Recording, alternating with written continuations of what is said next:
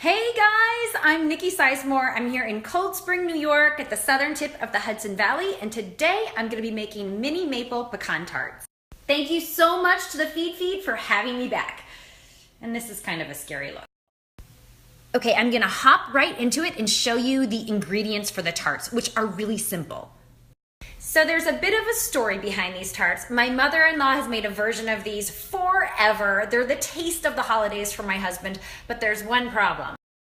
Her version has gluten, and I can't eat gluten, so I revamped the recipe using sweet rice flour and almond flour for the base. The tarts are also naturally sweetened, no refined sugars, but I'll get to that in just a sec. It's beginning to look a lot like Christmas. The first thing I'm gonna do is get some pecans toasting for the filling. I've got 3/4 of a cup of pecans. Just throw those in a 350-degree. So I have to admit, I'm not much of a cookie. I would much rather be making a lasagna, slinging a stir fry, or even baking a pie than making cookies. But I do make an exception for these cookies, which I bake every Christmas. Okay, so I have a 1/2 cup of pecans, and I'm gonna pulse these up, and we're gonna get started on the... Okay, I should clarify that these pecans were not toasted. I just ground them into a coarse flour. I'm gonna get started on the crusts, which are really easy. I've got 4 tablespoons of softened butter and 4 ounces of softened cream cheese in my stand mixer. So you can see that they're nice and incorporated and light and fluffy, so I just scraped down the sides. And by the way, if you don't have a stand mixer, you could use hand mixers for this.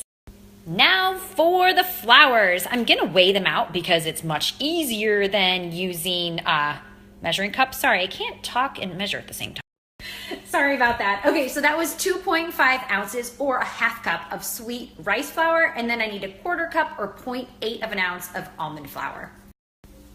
Now I'm gonna add both flours to my stand mixer, as well as 1/8 of a teaspoon of ground cinnamon and 1/8 of a teaspoon of... Now I'm gonna beat these just to incorporate the flour into the dough. I should note that this dough is a tad salty as opposed to sweet. I really love the kind of salty crust with the sweet filling, but you could add a teaspoon of sugar to the dough if you like a sweeter crust. Wait, one important thing I almost forgot. I was wondering why it wasn't looking quite right.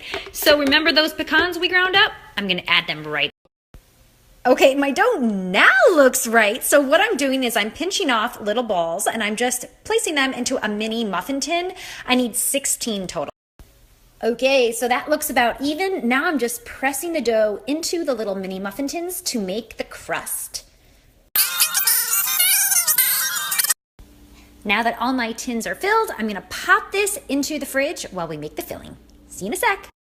Now for the filling, I have 1 egg. I have a 1/4 cup of packed brown or maple sugar. You could also use brown.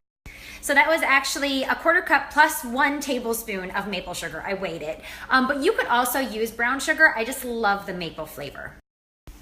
Now we have a 1/4 teaspoon of fine sea salt, a tablespoon of softened butter, which I might, oh, yay, it came out.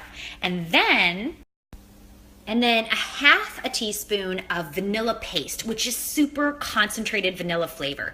You could also use 2 teaspoons of vanilla extract. I've just been stirring this up, smashing the butter with my spatula to incorporate it, and this looks good. Even though they're little flakes of butter, that's just fine. Now, remember those pecans we toasted earlier? I gave them a coarse chop, and I'm going to fold these in, and this, my friends, is the filling. Now it's time to fill our tart shells. You just want to pile it in. If you want to add another element of deliciousness to these tarts, you can sneak a few pieces of chocolate, either dark or light, in the crust. You want to be sure to get every last bit of that filling into these tarts, liquid and all. All right, these are ready to go into a 350-degree oven. There's a tree in the Grand Hotel. While the cookies bake, I thought I'd tell you a little bit about myself. I'm a recipe developer, a writer, a cookbook author. You can find me at SizemoreNikki here and on Instagram. You can also find me at FromScratchFast.com or on Facebook at FromScratchFast, where I post recipes and meals that can be made in under an hour. Oh my gosh, it smells amazing. It's been 22 minutes and these babies are ready to cool. Like Christmas.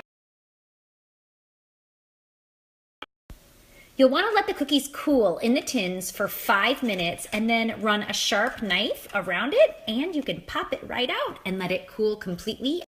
Now, while the tarts are so delicious just as they are, you can take them over the top by drizzling them with a little melted.